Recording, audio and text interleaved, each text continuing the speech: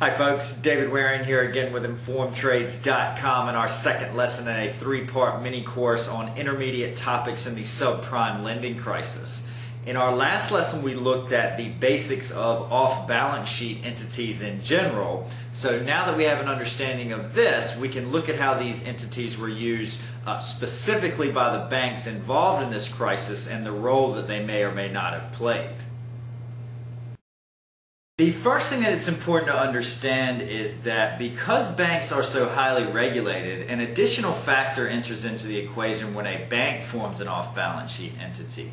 In short, banks are required to hold a certain amount of capital on their books to meet their outstanding liabilities, which is referred to as their reserve requirements.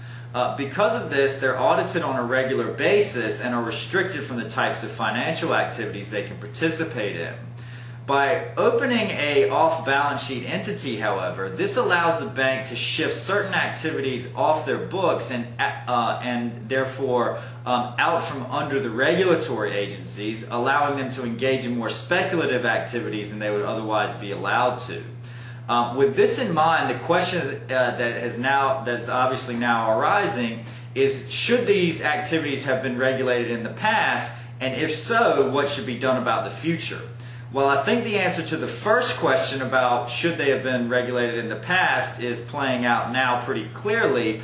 The second question, which is what should be done about the future, is yet to be answered and something we're going to see play out in the coming months. As we talked about in our last lesson, these off-balance sheet entities were made famous with the fall of Enron, who was using these entities to hide debt and inflate earnings. While there's still many questions to be answered, some of which may result in legal action, at least at this stage of the game, unlike Enron, which was committing outright fraud with these entities, it seems like these banks were operating from within the letter of the law when they set up these entities. So with this in mind, what you're likely to see is drastic changes in regulation, but not jail sentences being handed out, as was the case with Enron. Okay? So that's our lesson on this topic. In our next lesson, we're going to shift gears a little bit and look at the accounting side of the equation, and specifically the role that mark-to-market accounting is playing, which you're hearing and are going to continue to hear a lot about in the coming months. Okay, so we hope to see you in that lesson. For more great information on the subprime crisis, please visit us at InformedTrades.com, and have a great day.